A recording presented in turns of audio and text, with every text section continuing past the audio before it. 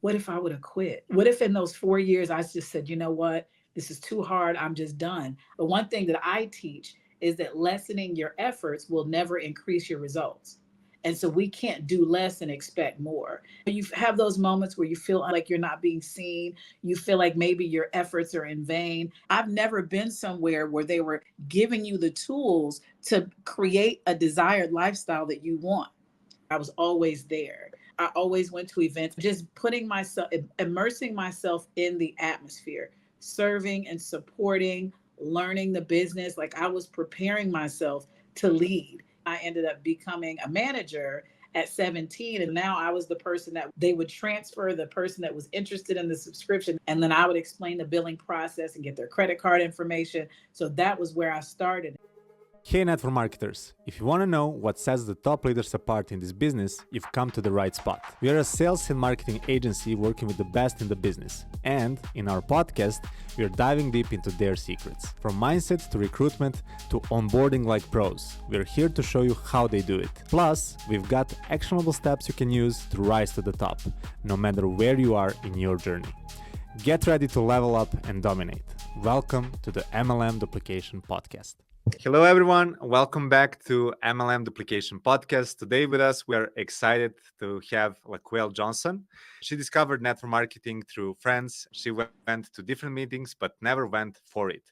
Then her hairstylist, who was already a full-time entrepreneur in 2015, called her to invite her to join the company she was the part of. Because of her credibility, she said yes, without knowing anything about the business or products. She always did sales, from telemarketing to cosmetics and fragrance at Macy's. Being new to the industry, she experienced a lot of things like limiting beliefs, fear of failure, and rejection. After 4 years of no real success, through perseverance, personal development, serving the company, top leaders, and the team, she was able to earn over $2.4 million in her company.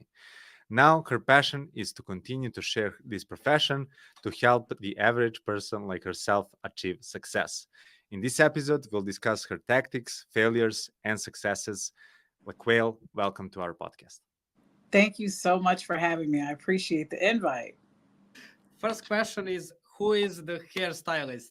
Are you in contact with that person? And is that person aware that she basically influenced the lives of God knows how many people in your team now? That's my coach. That's my mentor, Natalie Nicole Smith.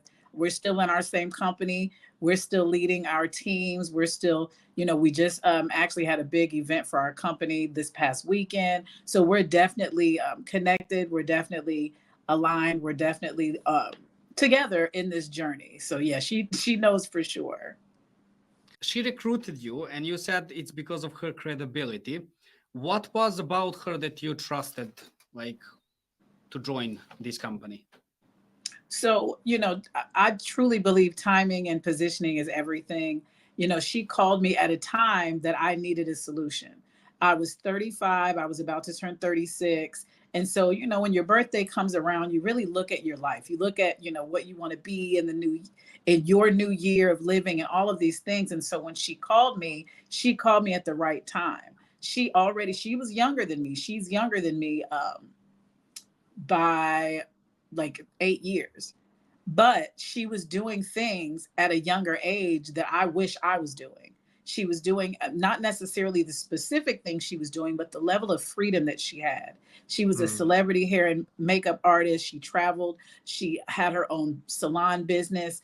And at that time, I'm working at Macy's selling fragrance. I was an independent contractor with what I was doing, but I still didn't have that full level of freedom that she had as an entrepreneur.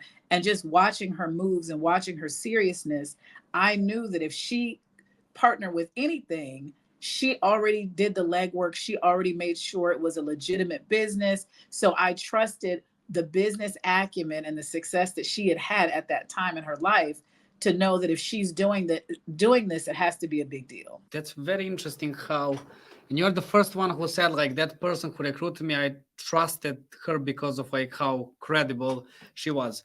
And do you remember how was your beginnings? Like in a way that, did you know how to recruit people or not at that time? I was always in a position in my jobs where I would hire and I would train. So I know just I'm a natural leader in general. I'm a very nurturing, mothering person. And so I've always been that person that if I found something that I liked or that worked for me, I was always sharing it with people anyway. So that's really been my approach to recruiting at the beginning, because I didn't know necessarily what I was joining, because again, I had never heard of the company. Like I said, I knew a little bit about network marketing, but I never got into it enough to really understand. But I did know the power of being an entrepreneur. I didn't understand the power of, setting your own schedule and getting out there and making things happen. And so at the beginning, I was like a lot of people. I was in it, but I was just like a customer would be. I was Mhm. purchasing the products, I was using the products, I would share here and there as, people would ask me, or if I was in conversation and somebody said something that I knew, my products or business could help with, but I wasn't as persistent at the beginning. And that's where the personal development came in.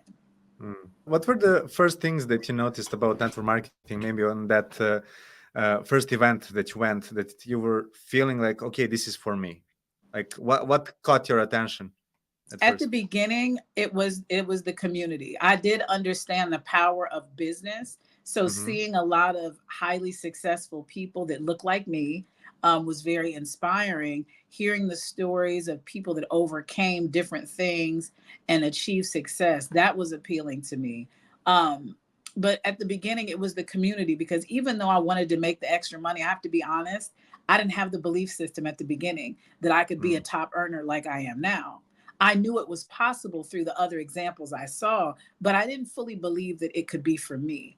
And so the community is what attracted me at the beginning, because I had never been around such a group of people that all wanted more out of life. They wanted to thrive.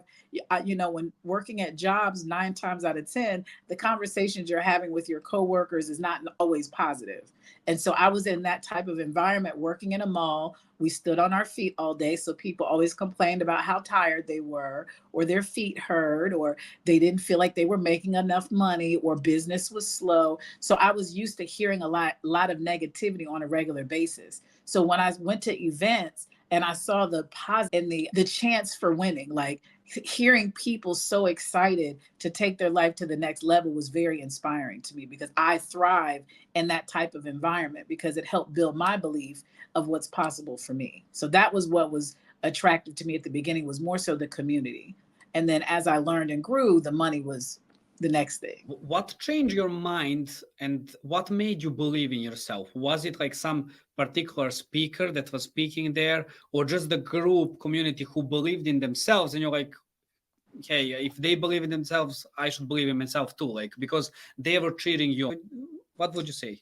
I would say it would be a little bit of both. I heard a lot of amazing things. I did have a lot of amazing women that are still a part of the company that truly believed in me. But I always understood that success and failure is based on me.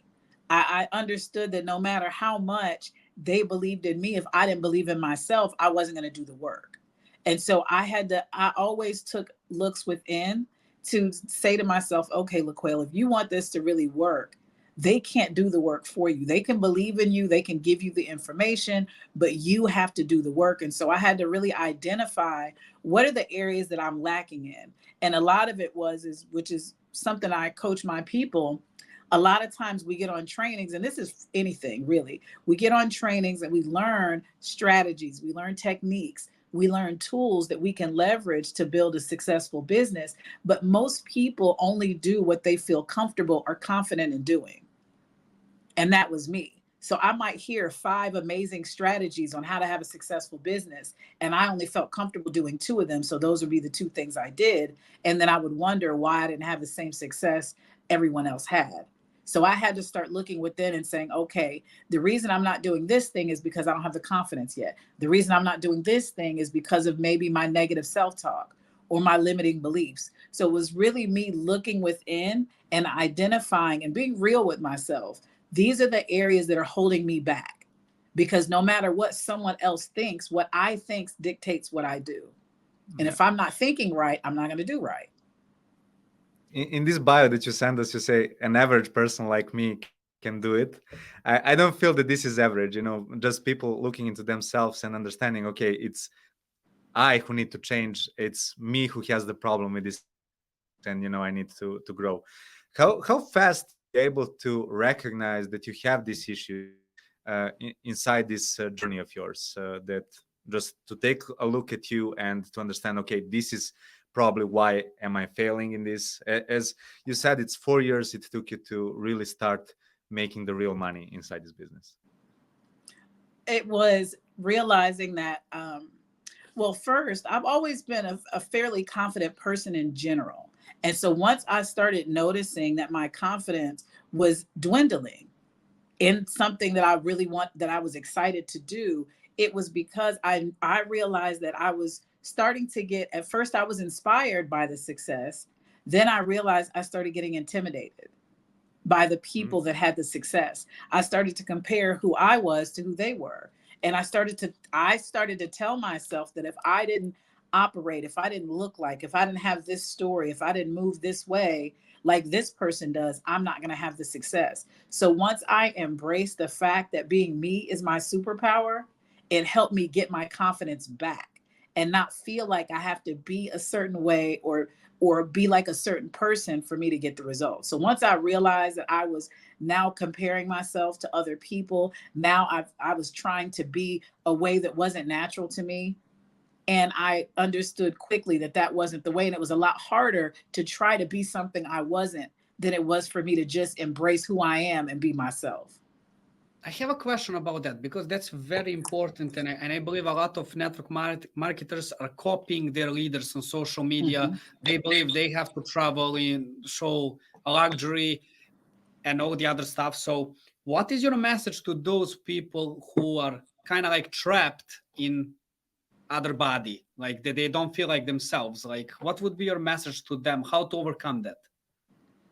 That's a great question because that was actually a space that I was in. I did find myself, especially as I started making more money, doing all of these things that are really not who I am at my core.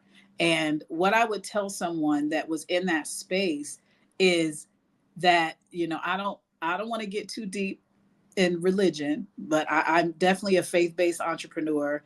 And I always tell people, God doesn't bless who you represent. God blesses who you are. And so we can't get the things that are built for us if we're trying to be like someone else. And if you really believe that God made you in his image and likeness, if you think that you have to be like someone else, it's like you're telling God he made a mistake when he made you. And so I had to learn that my voice mattered. I didn't have to have the same rags to riches story someone else had. The story that I had resonated with people, but I didn't know that until I started sharing it. And so I had to embrace that even my story matters. My journey matters. My experience matters. And so does everyone else's. This isn't a business where there's a limit on how many people can win. There's no limit on how many people can lead and be successful. And sometimes people feel like, okay, these are the only people that are winning, so there's no room for me to win. And that's not true. So I had to just really learn that being who I am is what matters. My voice counts. And I need to start sharing with people because there's something that I've experienced that someone else has experienced too. And they probably are looking at other people and feeling like there's no place for them until I showed up. And when I showed up as my true self, I started attracting people that can relate to my story and now saw themselves possibly having success because of my voice. And so I had to accept my journey. And in the group that I was in or that I'm a part of, some people, are not around anymore, network marketing, business overall, high turnover. But I was an older person in the group. And so my maturity level and my thought process was different. And I had to accept that and be okay with that. I couldn't turn back the hands of time and be 10 years younger.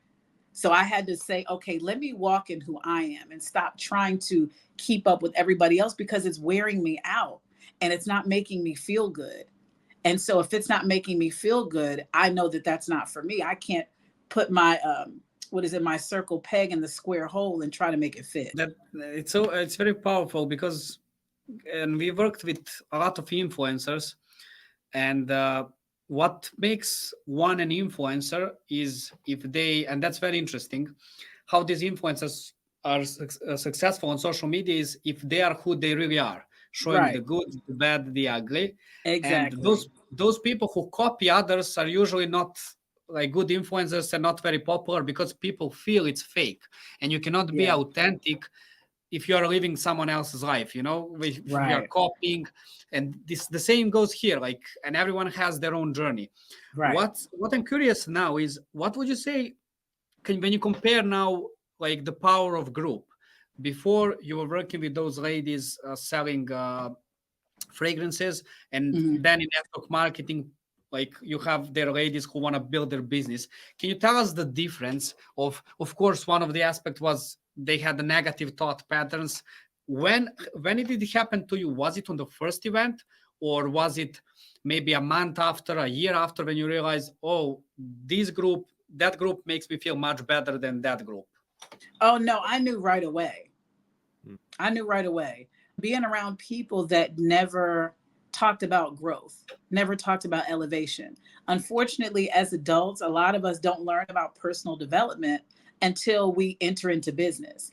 One thing that I've always realized is when you have a job, and there's nothing wrong with the job at all. I don't ever knock anybody that works. Everybody has a space. Everyone's not meant to be an entrepreneur. Everyone's not meant to be an employee.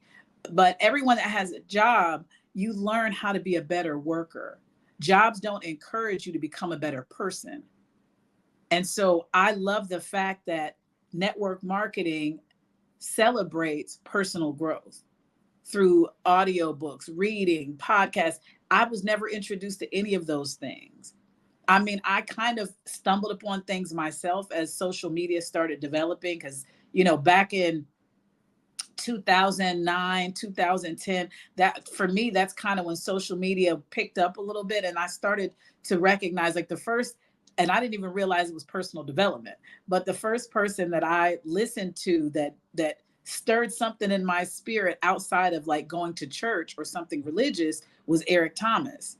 When I heard Eric Thomas for the first time, I was blown away because he was speaking what I knew I needed to hear about growth, about elevation, about wanting more. And so that was the first kind of exposure I had to personal development. And then when I joined network marketing, I'm like, this is something everybody's talking about. They're telling you what books to read. I'm like, I've never been somewhere where they were giving you the tools to create a desired lifestyle that you want. And so that was very, very appealing to me, of giving me tools that are going to help push my thoughts, push my beliefs, push me to grow, push me to evolve. And when I was at work, nobody was pushing each other to be better. We were just everybody was just trying to get through the day.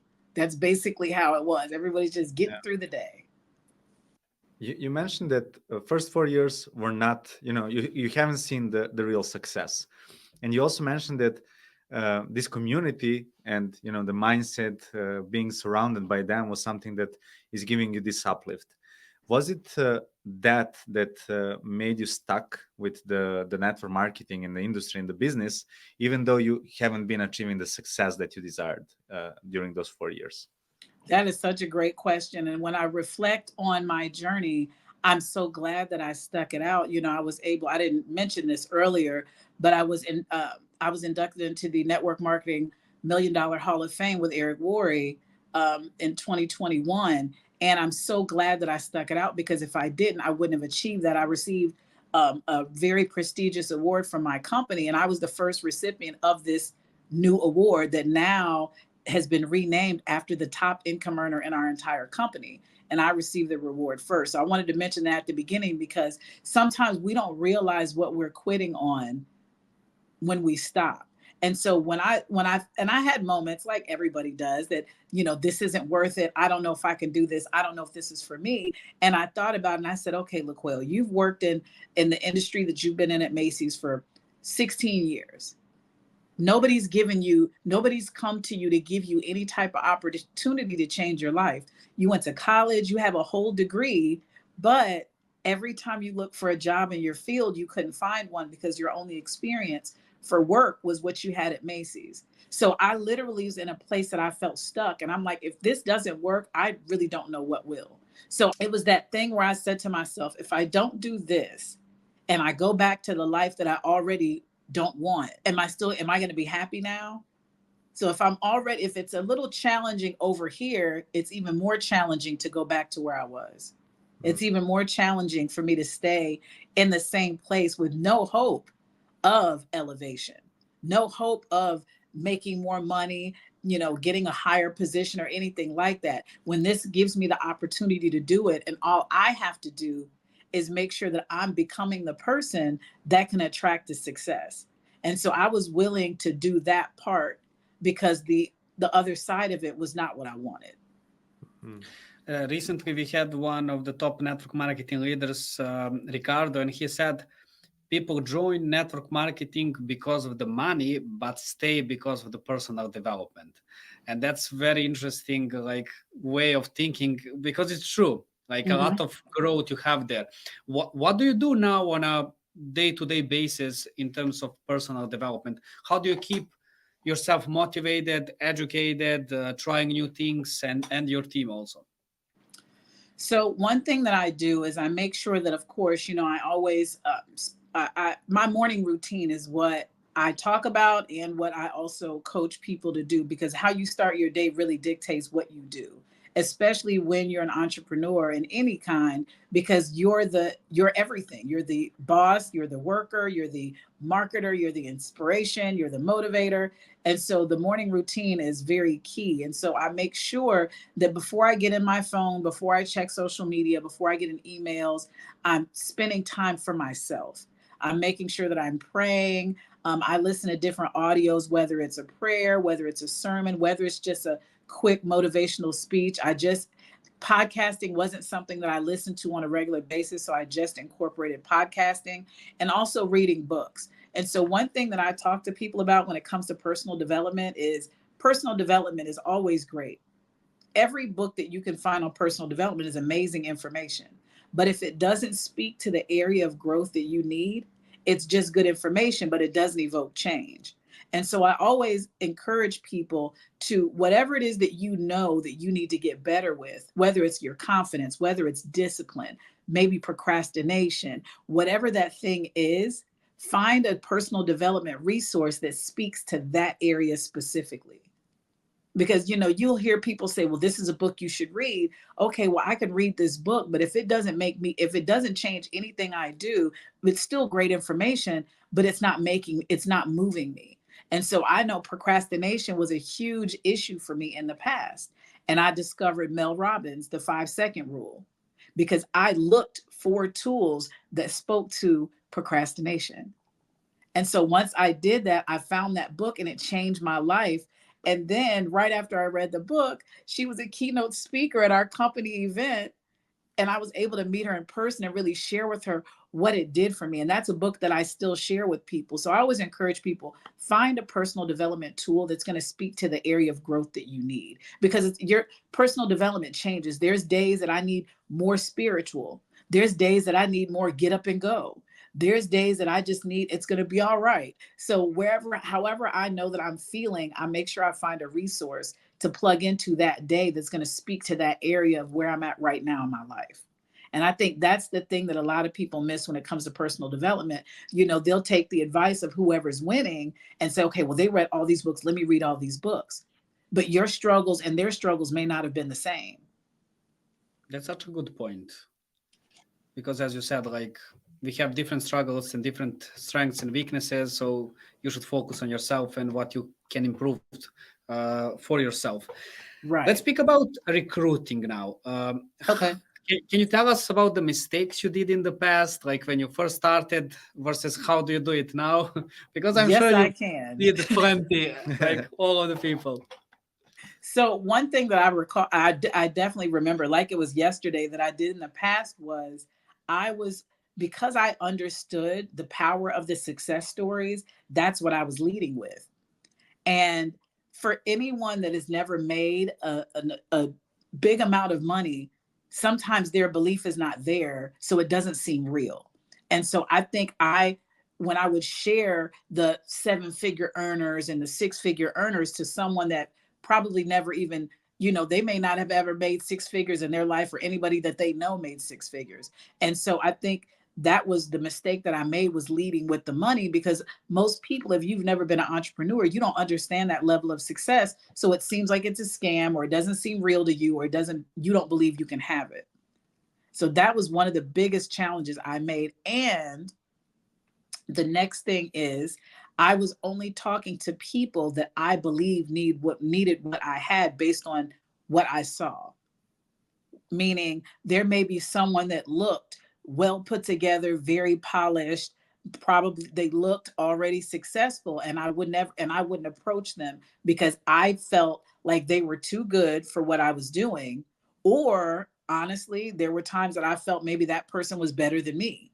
And so why would they believe me about this business? And they have this nice bag, and they're driving this car, they have this nice job.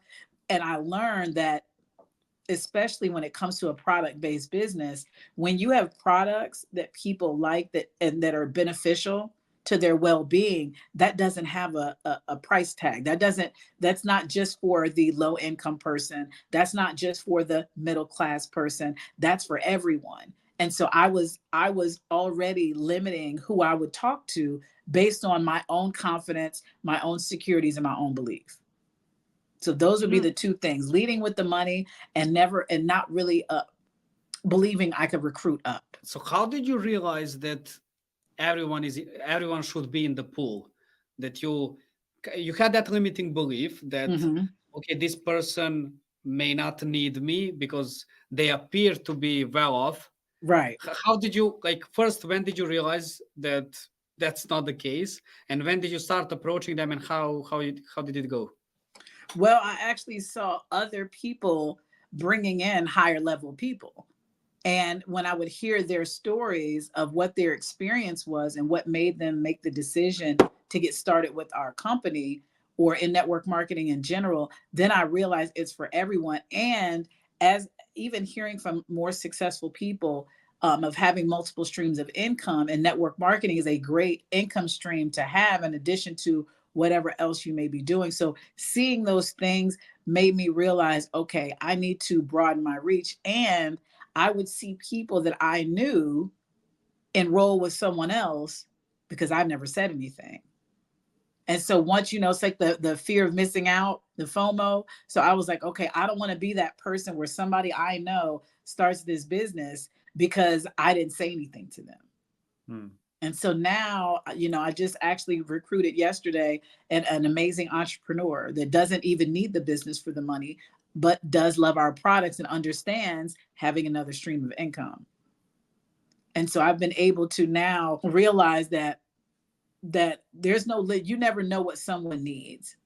And it could be just a goal that they have that's temporary. Maybe they have everything they need on one end, but maybe they want to do this so that they can do this one thing, or they can take care of this one thing. So just seeing the different variety of people that came into our business in different brackets of life, it made me realize, okay, this is for everybody. And I have to know that and understand that, and stop limiting how I share. So the adjustment that I made, especially when it comes to higher level people, is I can say this. Another mistake that I made was I would go into the business right away. So if I met a new person, I would be excited. And instead of making sure we had an established connection first, I would just hit them with the business or the products with no relationship. And so now I cultivate relationships with people. They know what I do, and I don't push it on them, but I definitely show it to them. I share it with them, as far as sampling and things like that. And then they end up approaching me saying, hey, I want to try some of these products, or I want to talk to you more about how the business works. So that's been my goal now, is really just cultivating real connections with people and not trying to lead with the business right away for someone that I just met. That's very interesting you say, because as I mentioned, we work with these top network marketing leaders and their team, and they ask us to do a reevaluation of the sales process of how they conduct the meetings with prospects. And there we saw that most of them still are just showing the business, and it's kind of like they connect with the prospect and it's like, hey, here is my presentation, and almost no one is focused on building the relationship. Mm-hmm. Neither they know how to build the relationship. Usually they view it as, hey, I'm here, this is my sales pitch, you should sign with me, without doing these steps of connecting as a person. So that's very interesting that still people are doing it like that. What I'm Yeah. curious now, you mentioned higher level people, Mm-hmm. and we had these discussions like a lot. Who is the ideal fit to succeed in network marketing? And there is no the right answer. Anyone can do it, but Yeah. also it's not true that anyone can do it, because Right. while we are working with these leaders, we see the pattern, the clear pattern of who are the people who are succeeding. Can you tell us the difference you noticed between higher level people to those, let's call them regular people, in terms of like their mindset, and what Mm-hmm. makes them higher level, and how is the cooperation with them different than with people who are not on that higher level that you describe now? That's a big question, and I love it. So, one thing I will say is a lot of times people join network marketing for the wrong reason. Sometimes they're looking to build a friendship with their upline or sponsor. They're not looking, they're looking for the business, or I'll say better yet, the people to do something for them that they may not be equipped to do. And so I think people that are not on a higher level, they look at, they want the results and they're not necessarily willing to do the work. And they don't have the mental toughness to persevere when it gets hard. I think that's the biggest issue. People don't do anything long enough consistently to see it work. Yep. And one thing that I've noticed is people that are higher level, they understand that things take time. And they're more direction oriented. Tell me what to do and I'll go do it. Hmm. As opposed to some people will say, well, that may not say this, but their actions dictate they want you to do it for them, or they want you to do everything to make it easier for them so that they don't have to do as much themselves. And I think that's the difference. Like you said, anybody can do network marketing. If you have the income to invest to start the business, that's the only prerequisite. There's no screening. There's nothing that people go through to join a business outside of investing their money to get started. And so I think the difference is the personal development. Most higher level people already are doing something for them to operate at the level they need to in their current life of what they're already doing. And so when it comes to evolving, learning, and growing, higher level people already are in that process, even though they're not in school anymore. Hmm. And an average person per se may not be in that process because it's not encouraged. Maybe there's no examples around them of people that are elevating. I earned 7 figures in my business and I'm the first person in my family to make that amount of money. But the first success story that I ever saw before I joined network marketing was my mom.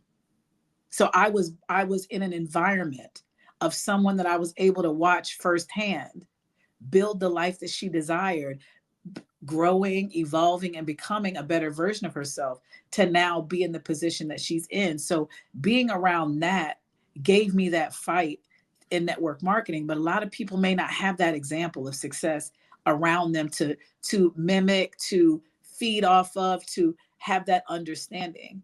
And so if you've never had that before, then you don't really know how to go about it. And when it gets challenging, because a lot of times, unfortunately, people see the glory, but they don't know the story. We hear that all the time. And so people see the accolades, and they want the accolades and they want the recognition, but they don't necessarily want to do the things that it takes to get to that space. So I think that's the difference. Someone higher level is willing to do what it takes, and they already understand that it may be uncomfortable at times. They already understand that it's going to be a challenge. It's not going to be easy, but it is going to be worth it. And I think some people don't want to experience the challenge, even though it's worth it.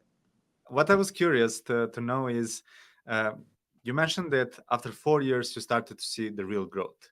What Mhm. happened then? Was it some specific tactic that you had at that point, or was it accumulation of stuff that were happening and many things at that point? So, what actually led to the success that you have now? It was a lot. It was an accumulation of a lot of things. It was definitely personal growth. It was pushing my own pushing myself to get out of my comfort zone.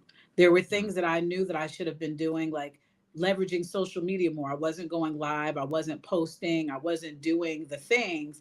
And of course, we can only share with people that we see. Social media allows you to share with everybody. And so I started pushing myself. I started putting myself out there more. I made sure that I got in different rooms. I made sure that the proximity of being with leaders and just making sure that I stayed in the mix. Basically, I made sure that I was always there. I always went to events. I still always go to events. So just putting myself, immersing myself in the atmosphere, serving and supporting, learning the business. Like I was preparing myself to lead, even when I wasn't in a place of leading yet. I Mm. learned the business. I learned how to train on different topics, you know, related to the business. So I just did, it was the culmination of all of those things and really being connected with the movement and the mission that the company and that the team that I'm a part of that we were doing. What was some of the tactics to recruit? Was it like just social media, writing people that you know? Like how? What was your tactic like to get new people? Well, at first it was definitely people that I knew. You know, a lot of the people that joined me at the beginning were people that I worked with. They became customers, and I would introduce them to the business opportunity, and we would go from there. Um, I would say outside of that, once I started being more consistent on social media, it did come from social media. We also, before the pandemic, were going on tour, so we were really out in the field. We were going from city to city, country to country, and really inviting people to come and learn about what we do. But not only that, for the distributors to invite guests for their guests to learn. So if they didn't feel comfortable or equipped to bring somebody, to explain what we do to their people, they had outlets that they could bring people to so that they could learn, so that they could understand and get a clear picture of what it could look like for them if they got started. So it was really being out in the field. I mean, literally we were in cities week after week after week, and so people got excited and were looking forward to the group coming to their city. And so we were on tour, so it was being out, being in the field. It was social media. It was really just massive action. It was Hmm. really massive action. I don't think people really understand how much network marketing is a numbers game. And it goes back to what I shared earlier, that most people don't do something long enough consistently to see it work.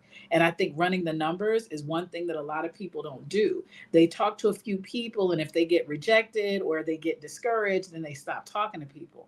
But one thing that I teach is that lessening your efforts will never increase your results.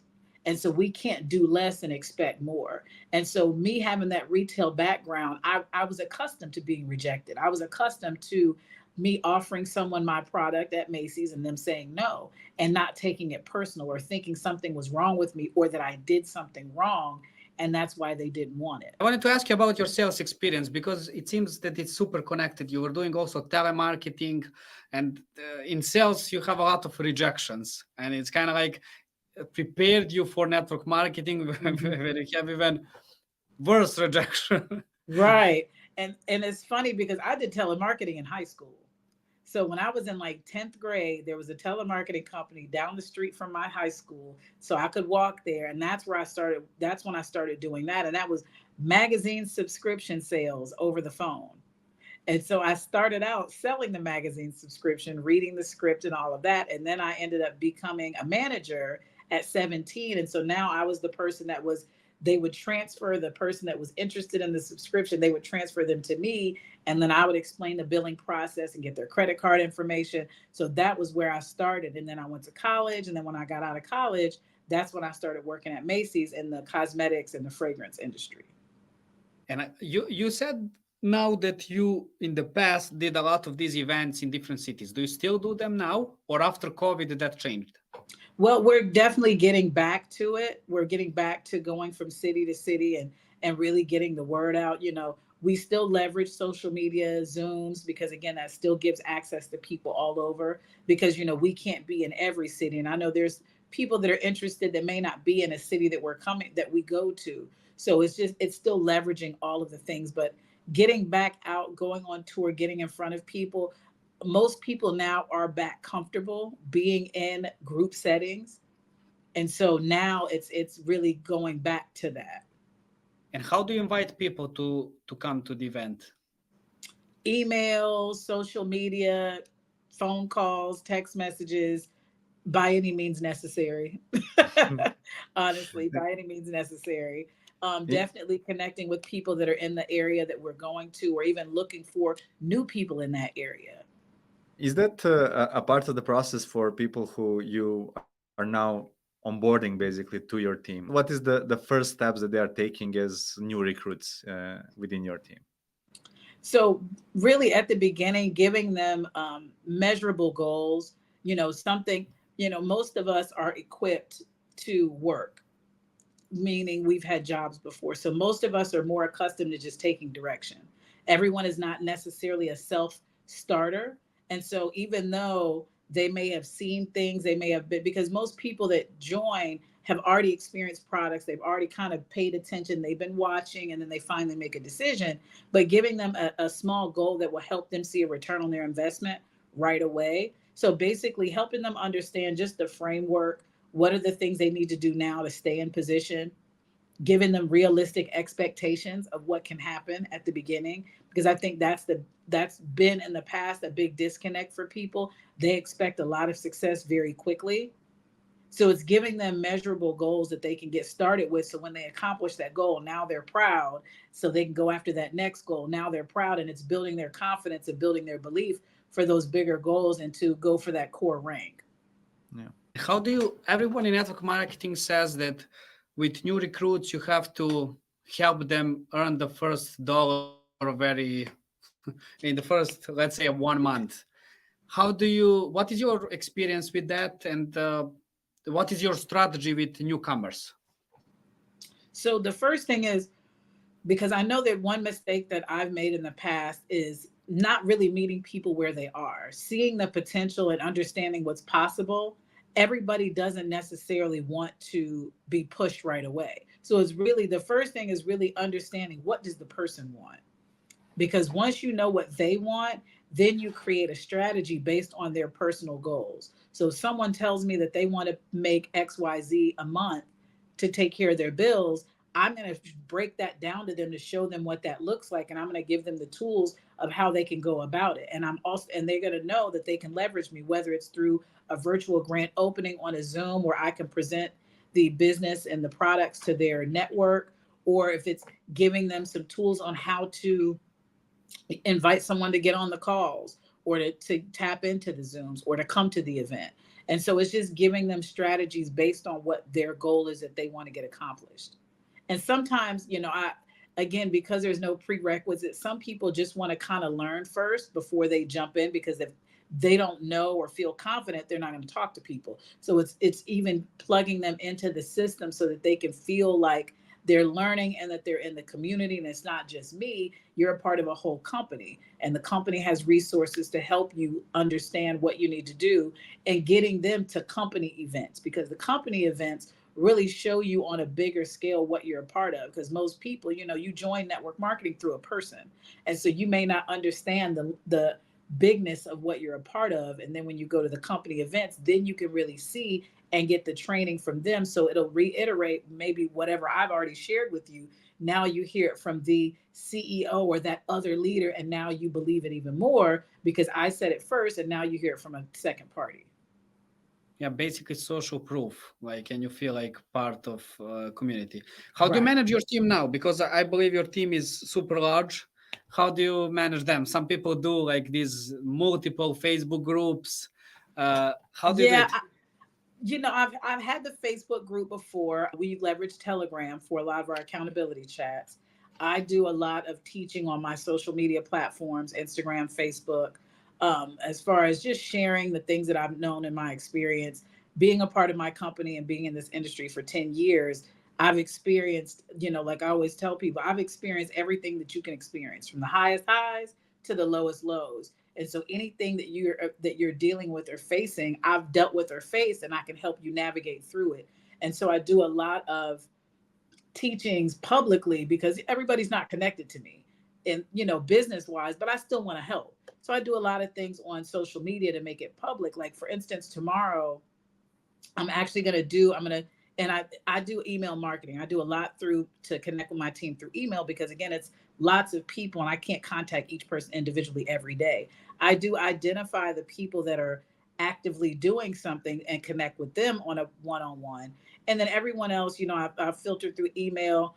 Tomorrow with Black Friday coming up and, major things going on for the holidays, I'm going to do a call with my team tomorrow just to help them get prepared, where that'll be more of a direct from me intimately as opposed to just on Instagram about what they can do to be prepared to maximize. Is season a big deal in your company in a way that it's like Christmas is coming or maybe not Yeah. Halloween?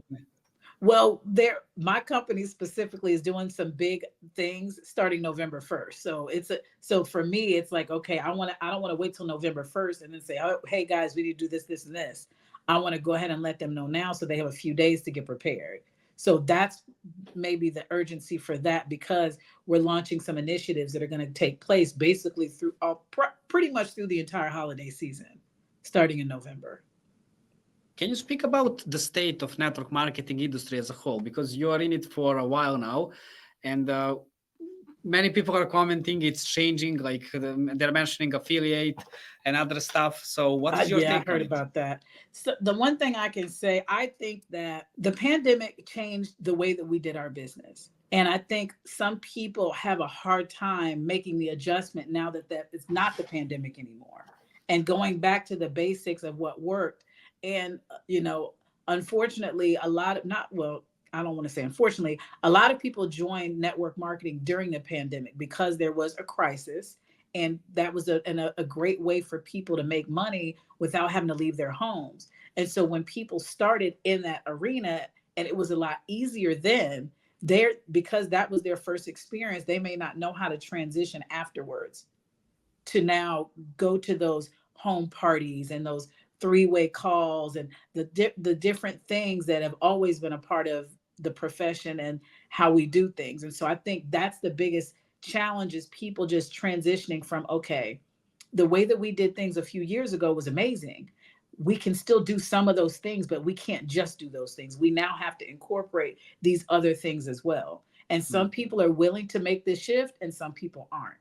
And I think that's where it is. It's some people that understand and they're still willing, or they achieved enough that they're going to keep going, or some people that says, okay, it was easier then, I don't want to do it now because it's hard. I think Yeah. it's kind of that space.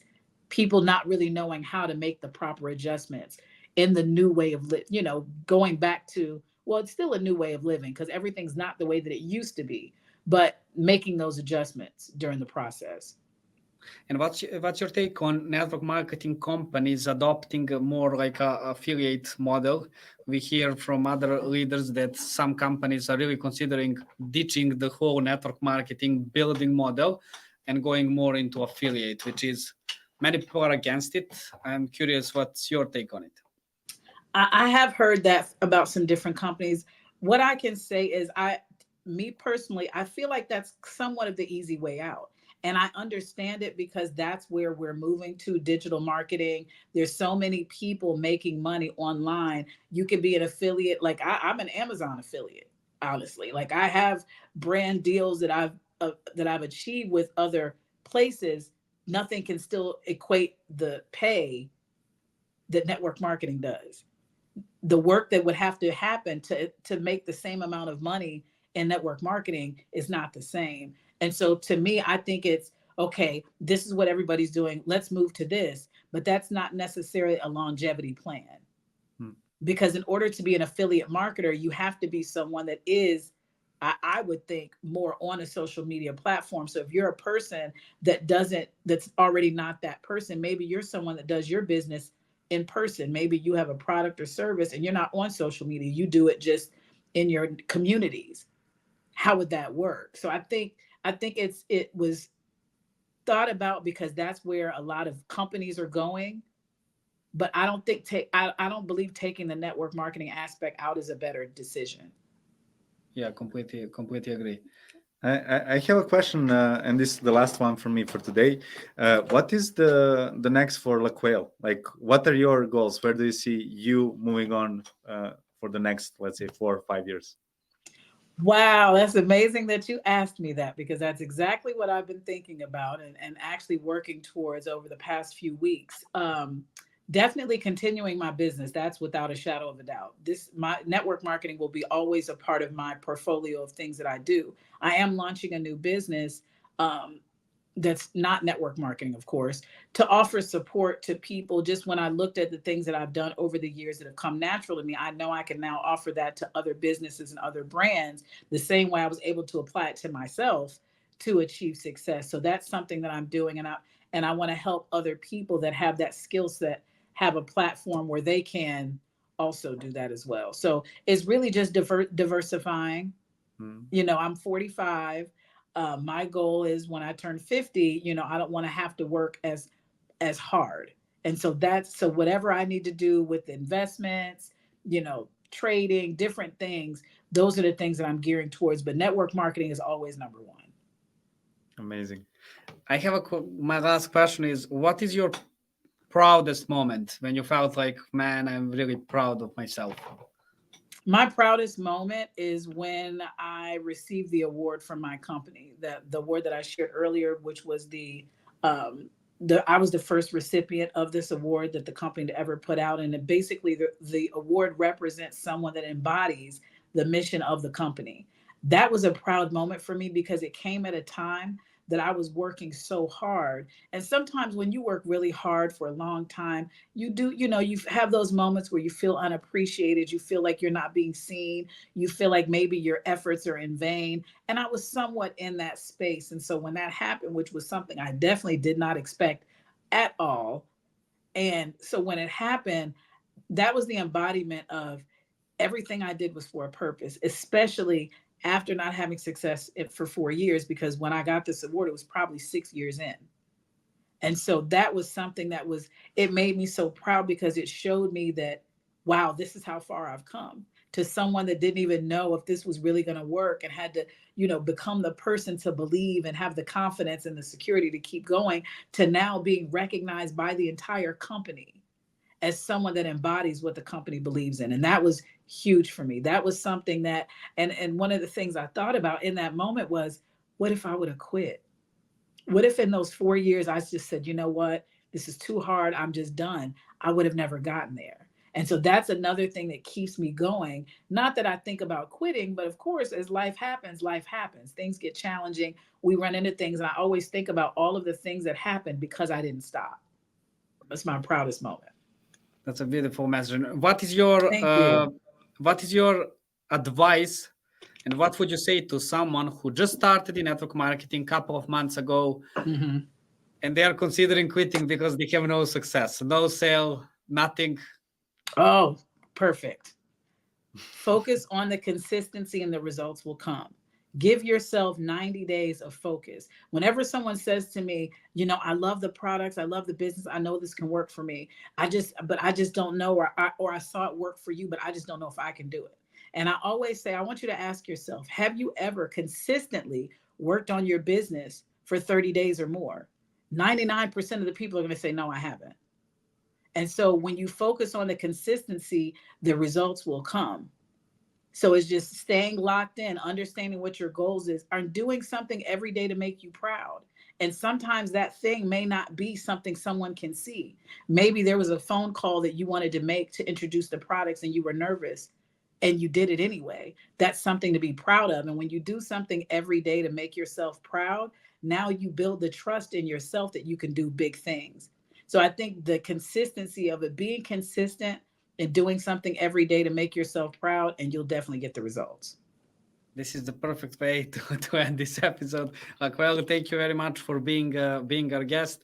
We will Thank put your you. contact details in the description of this Okay, episode. And perfect. what is the best place where people can reach out to you? Is it Instagram, Facebook, email? Instagram at Instagram. LaQuail J. Awesome. Awesome. Thank you for joining us. Thank Uh, you. Have a good one, you guys.